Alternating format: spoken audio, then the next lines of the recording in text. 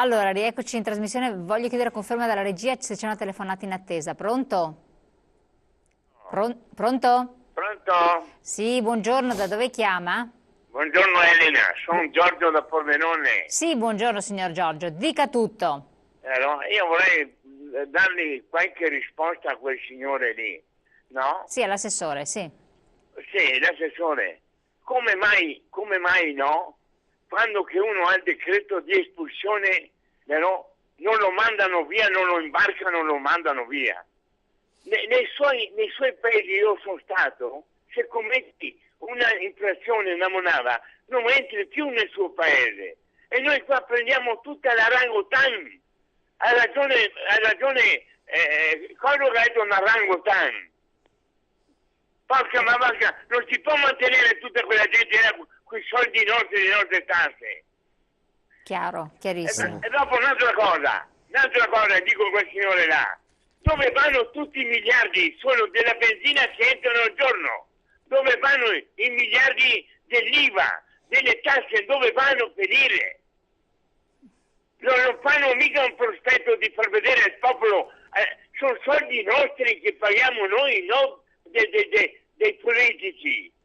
I politici devono essere a disposizione del popolo italiano, perché il popolo è sovrano. Va bene. Ha qualche altra domanda? Non si può andare avanti in questo sistema, perché è un sistema comunista, un sistema che non si può. Io sono stato nei suoi paesi comunisti, quando era la Russia ancora comunista, avevo un metro davanti e un metro dietro per passare la dogana. E qua entrano tutti, dentro e fuori, malati, tutti. Ma allora come si fa ad andare avanti in questo sistema? L'Italia è la spazzatura del mondo? Buongiorno. Grazie signor Giorgio. Io sposo appieno quanto diceva il telespettatore, il signor Giorgio da Pordenone, nel senso che effettivamente la politica troppo spesso ha dimostrato di non avere rispetto per le tasse che gli italiani pagano e che pagano con così tanta difficoltà in questa fase, e quindi ci vorrebbe sicuramente più trasparenza. Ma oltre alla trasparenza bisogna anche provare a risolvere qualche problema, perché qui la politica a livello nazionale i problemi non li sta risolvendo. E ha ragione quando dice che purtroppo l'Italia sta diventando il ricettacolo di migliaia di persone che non hanno nessun titolo di essere qua, e ci si stupisce nel momento in cui non si ha la capacità di prendere e di mandarle nei loro paesi. È vero che ci sono una serie di difficoltà burocratiche, bisogna capire effettivamente chi sono. Il tunisino ti dice di essere marocchino, il marocchino ti dice di essere algerino, via discorrendo, ok? Quindi il paese di origine poi dice no, questo non è mio, il Marocco dice no, questo non è marocchino, questo è tunisino, te lo tieni. Quindi alla fine ci ritroviamo veramente in difficoltà di questo tipo. Ma anche mancanza di rispetto per il nostro paese comunque. Certo. Questa è un'altra cosa. L'Italia deve avere sicuramente più peso, e lo vediamo con il discorso dei Marò, ma non solo.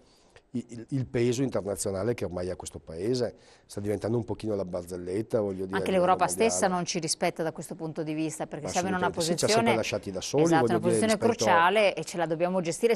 Quanti soldi spendiamo per poi è inutile riuscire a che, gestire? voglio dire, venga il Papa o venga il commissario europeo a Lampedusa a fare che cosa?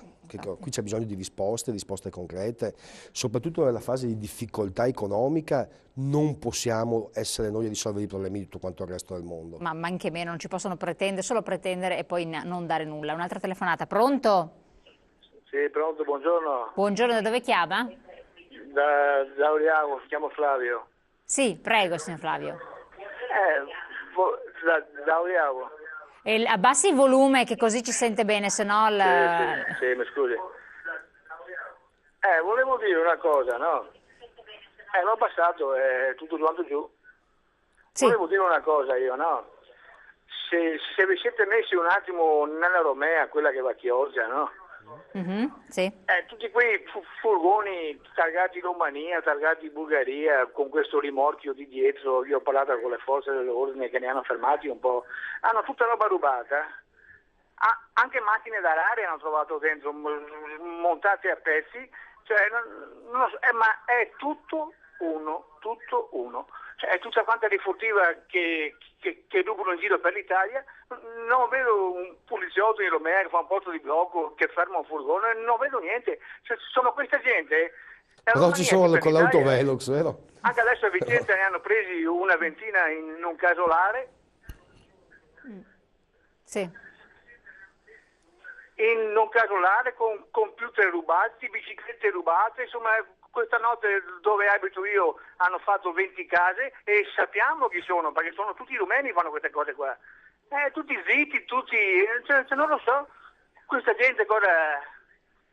Chiarissimo. Ci vengono in casa quando siamo in casa, che io le dico la verità, signora, dormo con un occhio aperto e uno chiuso perché hanno quella moda sua di venire a rubare in casa quando sei in casa, perché i nostri delinquenti venivano quando eravamo in spiaggia, ma questi qui vengono quando siamo in casa, certo, perché le dici dove sono i soldi per ammazzarti, per violentarti la moglie o la figlia. Cioè, ma dove, non lo so, ci sarà 80% di rumeni in Italia, bulgari, fate voi, insomma, se andiamo avanti così, fate voi.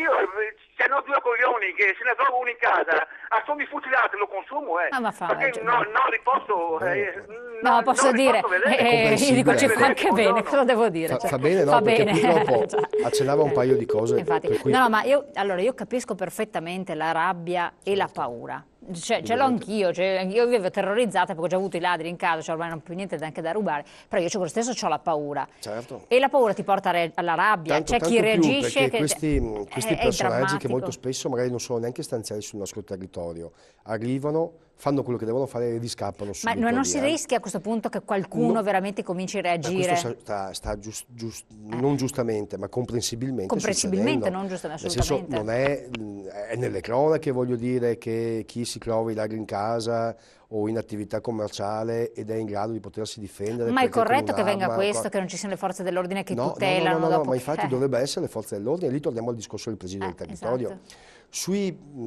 Su questo tipo di furti in abitazione, laddove tra l'altro anche il criminale ha alzato il tiro in qualche modo, cioè è disponibile ad entrare in casa e quindi anche nella possibilità di poterti fare del male, quindi non cerca di portarti via e basta, okay? È disponibile anche a farti del male, quindi entra in casa quando tu sei presente, quando...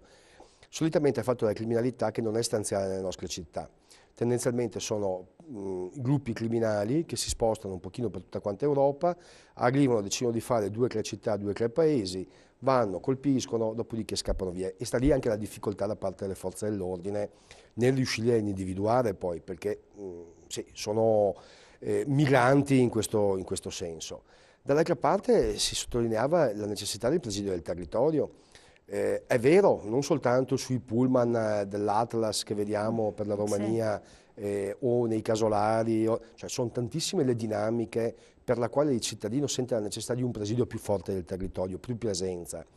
E lì bisogna tirare le orecchie anche a molti amministratori locali, non soltanto a quelli nazionali, perché molti sindaci che hanno l'opportunità di poter avere delle forze di polizia, parlo delle polizie locali, quelli che fino a qualche tempo fa chiamavamo vigili, ma li utilizzano soltanto per metterti la contravvenzione se scendi al volo a prendere il bambino all'asilo, o invece di fare controllo del territorio, anche attraverso, voglio dire, quelle forme di presenza fisica di polizia, ma soltanto per fare gli autovelox, cose che comunque vanno fatte perché anche la sicurezza sulla strada è un aspetto importante, ma finché le amministrazioni non capiscono che a una polizia locale non si può fare soltanto quello, ma devono essere anche loro protagonisti nella lotta alla criminalità, beh, allora abbiamo armi spuntate. Ma infatti io guardando anche in un sistema generale, dopo vedere appunto le colpe degli amministratori locali, cioè dico, se una città come Padova è ridotta a questi livelli per il punto di vista della sicurezza... E parliamo della città, non parliamo della provincia. Sì, ma infatti dopo qua abbiamo fare un distinguo. Perché c'è un aspetto importante da considerare.